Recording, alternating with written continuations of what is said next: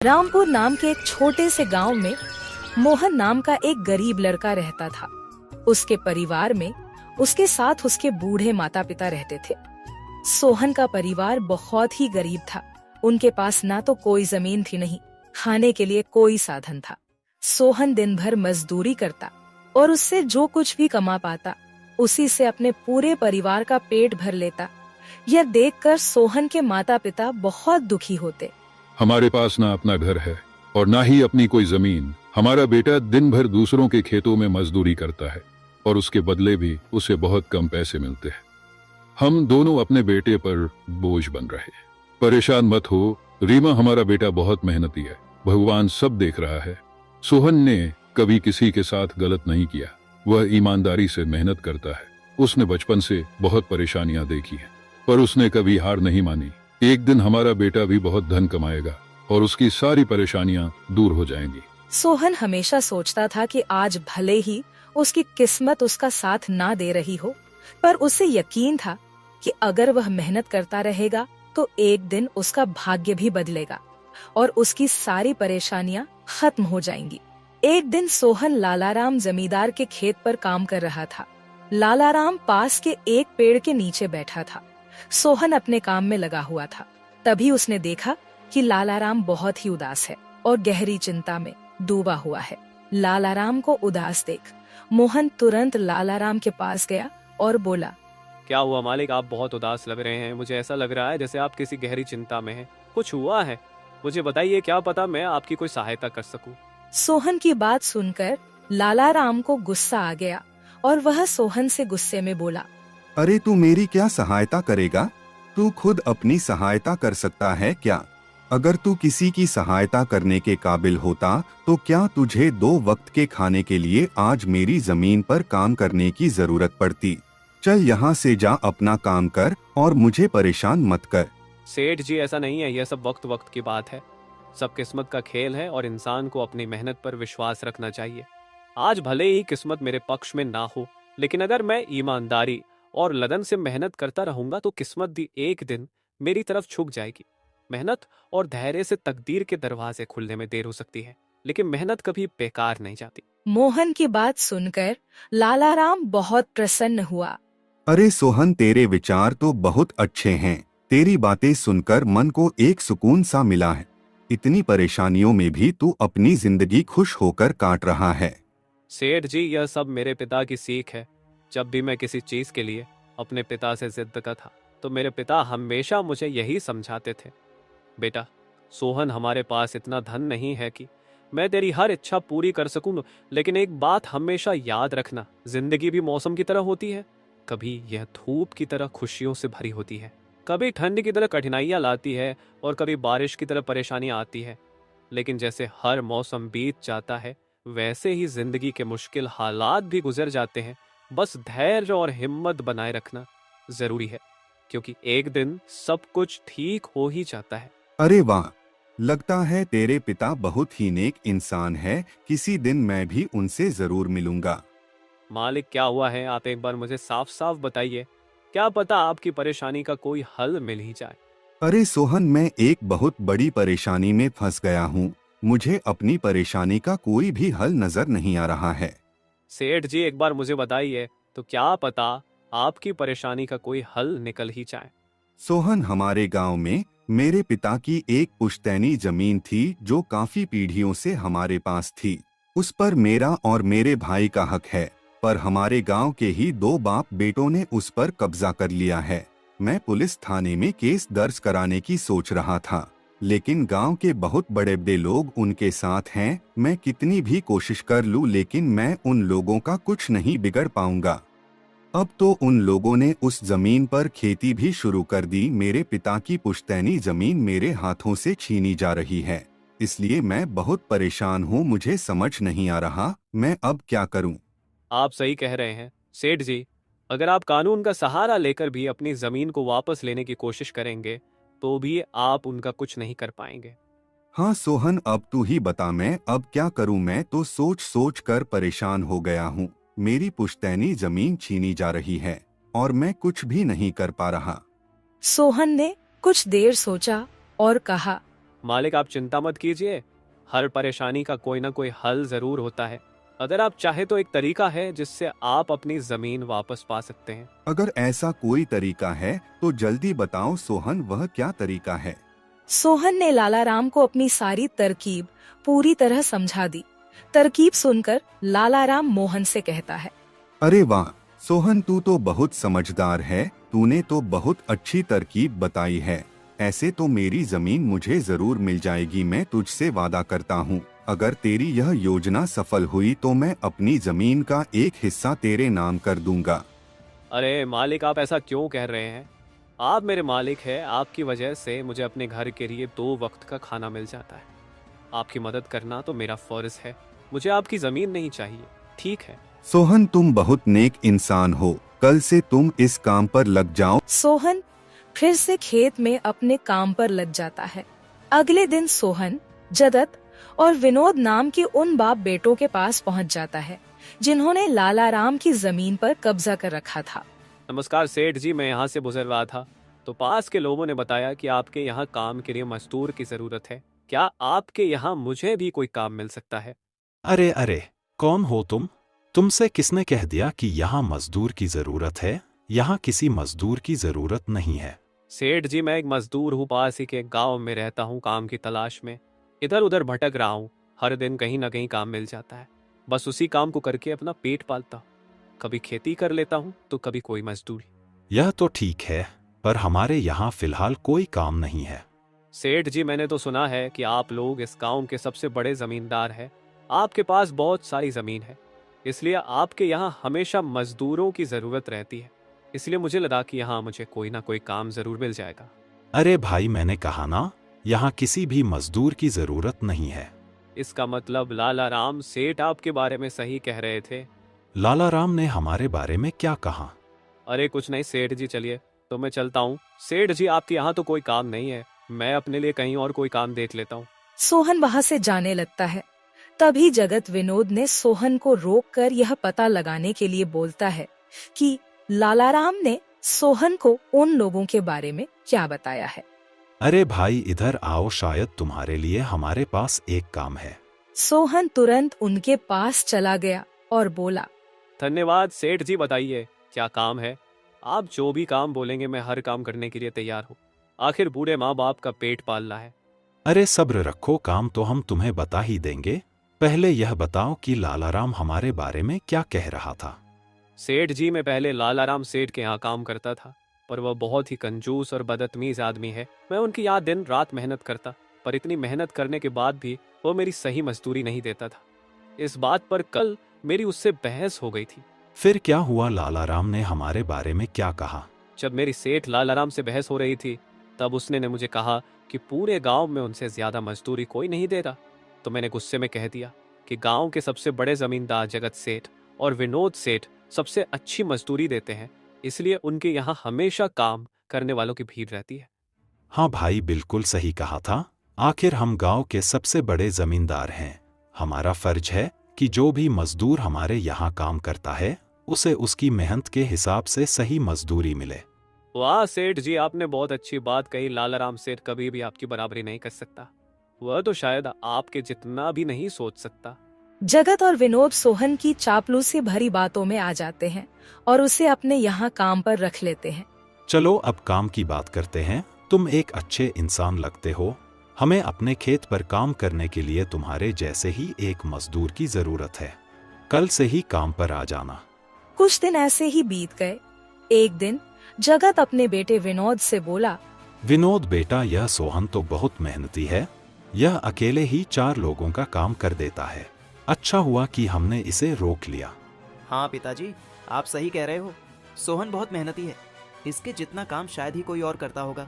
ये पूरा दिन यहाँ काम पर अकेला लगा रहता है। सोहन की मेहनत ने जगत और विनोद का दिल जीत लिया। कुछ दिन और बीत गए। एक शाम जगत और विनोद अपने खेतों का दौरा कर रहे थे। जब वे अपने खेत पर पहुँचे तो देखा कि सोहन इतने देर तक भी काम कर रहा था। सोहन भाई, अब तो रात होने वाली है, तुम इतनी देर तक काम क्यों कर रहे हो? अब घर जाओ और आराम कर लो। सेठ जी, हमारी किस्मत में आराम कहाँ है? घर पर बूढ़े माँ बाप है। काम नहीं करूंगा तो उनके लिए 2 वक्त का खाना कहाँ से जुटा पाऊंगा? घर पर बैठकर आराम करने से अच्छा है कि मैं काम करूं। इस तरह मेरा मन भी लगा रहता है। तुम बहुत मेहनती हो सोहन, आज का काम यहीं छोड़ दो और घर जाकर आराम करो। नहीं सेठ जी, इसकी कोई जरूरत नहीं है। मैं काम करने में खुश हूँ। आप लोग जाइए, मैं ठीक हूँ। ठीक है सोहन, फिर हम जाते हैं। जब तुम्हारा मन करे काम खत्म करके अपने घर चले जाना, ठीक है। इसके बाद जगत और विनोद खेत को सोहन के भरोसे छोड़कर चले गए। अगली सुबह जब विनोद और जगत अपने खेत पर लौटे तो देखा कि वहाँ पुलिस खड़ी है। पुलिस को देखकर दोनों दौड़ते हुए आए और पूछा, क्या हुआ थानेदार साहब, आप यहाँ क्या कर रहे हैं? क्या यह जमीन तुम दोनों की है? हाँ थानेदार साहब, यह जमीन हमारी है, हमारे पास इसके कागजात भी हैं। फिर तो तुम दोनों को ले जाकर जेल में डालना ही पड़ेगा। यह क्या कह रहे हैं थानेदार साहब, हम कुछ समझे नहीं, आप क्या कहना चाह रहे हैं? अभी तुम दोनों बहुत अच्छे से समझ जाओगे। वह देखो तुम्हारी जमीन से क्या निकला है। थानेदार के कहते ही दोनों बाप बेटे जब पलट कर देखते हैं तो वहाँ उनकी जमीन में एक लाश दबी हुई थी जिसमें सिर्फ कंकाल बचा था। यह देखकर दोनों बाप बेटे डर जाते हैं। थानेदार साहब, यह किसकी लाश है और यह हमारे खेत में कहाँ से आ गई? अब बहाने मत बनाओ, पहले लोगों को मारो फिर उन्हें अपनी जमीन में गाड़ दो और अब कह रहे हो कि यह क्या है?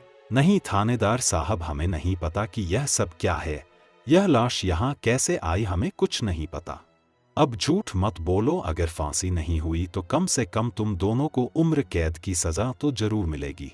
फांसी और उम्र कैद की बात सुनकर दोनों बाप बेटे डर गए और थानेदार के सामने गिड़गिड़ाने लगे। थानेदार साहब, हम इस लाश के बारे में कुछ नहीं जानते। हमें नहीं पता यह लाश किसकी है और इसे यहाँ कौन गाड़ कर चला गया। इस मामले से बचने के लिए दोनों ने कुछ तरकीब सोचनी शुरू की। तभी सोहन वहाँ आ जाता है। अरे सेठ जी, यह पुलिस यहाँ क्यों आई है? क्या हुआ है? सोहन देखो, पता नहीं कहाँ से हमारी जमीन में यह कंकाल आ गया है। मालिक, यह कंकाल यहाँ कहाँ से आ गया? ये तो बहुत गंभीर बात है।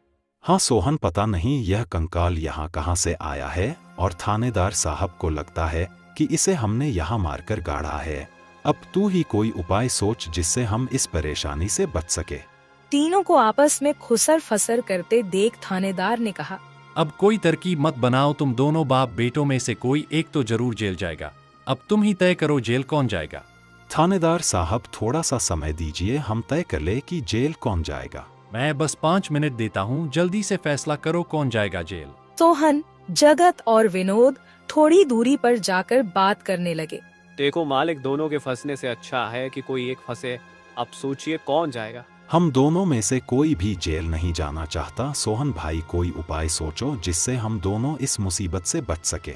मालिक, एक बात कहूँ, इस कंकाल को देखकर ऐसा लगता है कि इसे काफी महीने पहले जमीन में दबाया गया होगा। जगत फांसी की बात सुनकर पहले ही डर गया था और सोहन की बात सुनते ही उसने फटाफट पूरी कहानी सोहन को बता दी। देखो सोहन भाई, सच कहूँ तो यह जमीन हमने कुछ महीने पहले ही लालाराम से हड़प ली थी। विनोद की बात सुनकर मोहन ऐसा दिखाने लगा जैसे उसे कुछ पता ही ना हो।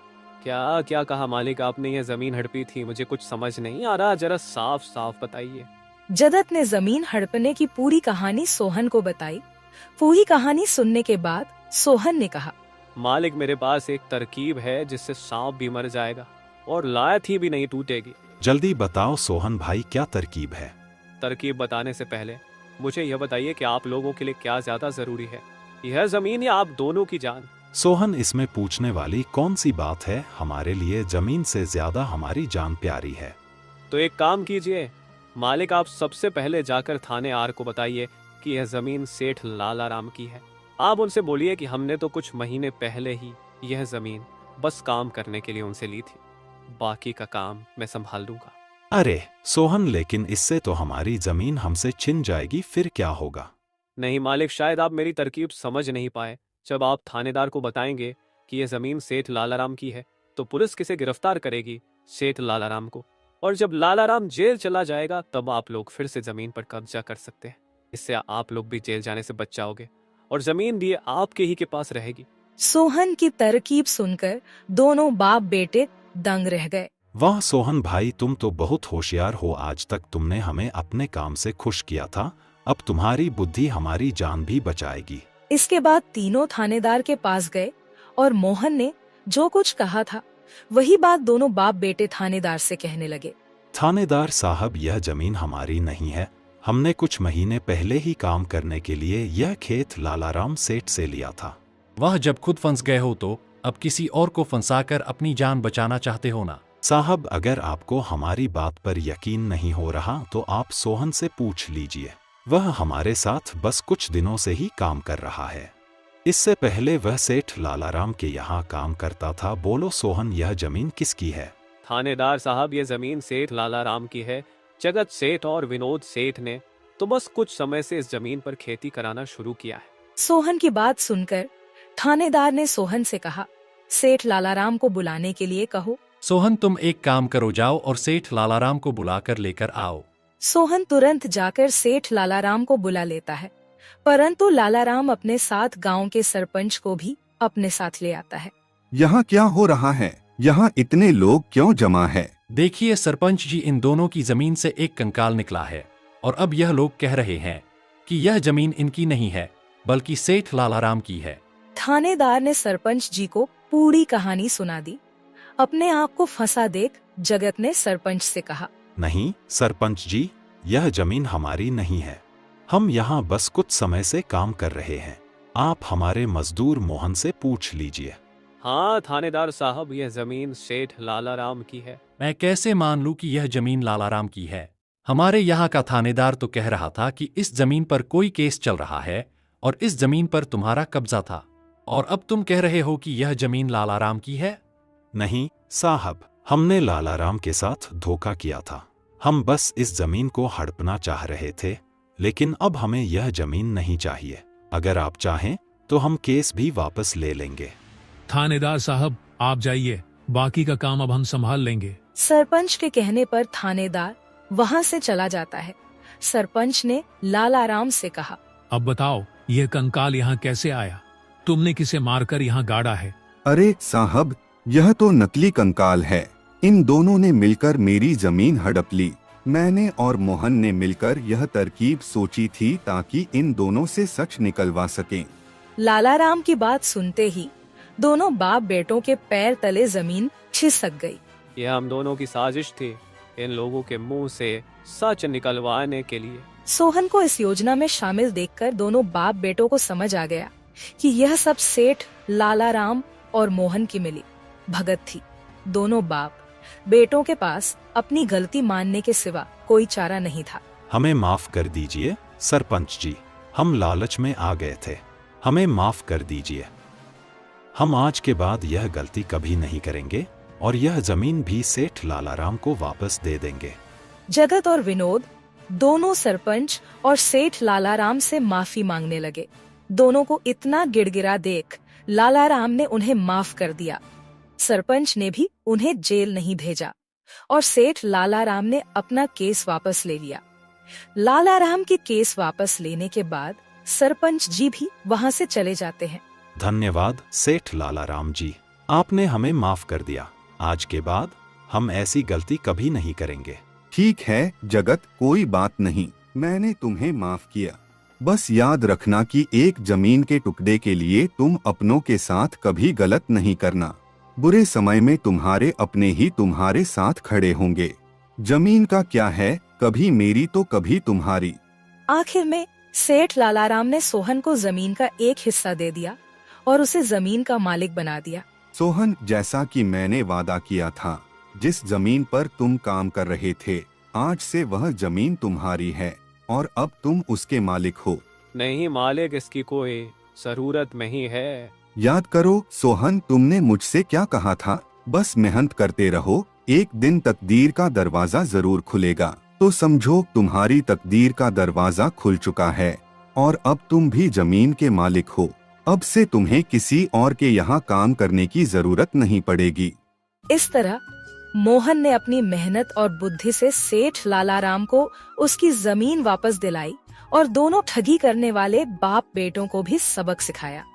इस तरह मोहन ने अपनी मेहनत और चतुराई की मदद से अपनी फूटी किस्मत बदल दी और अब वह भी एक बड़ी जमीन का मालिक बन गया था।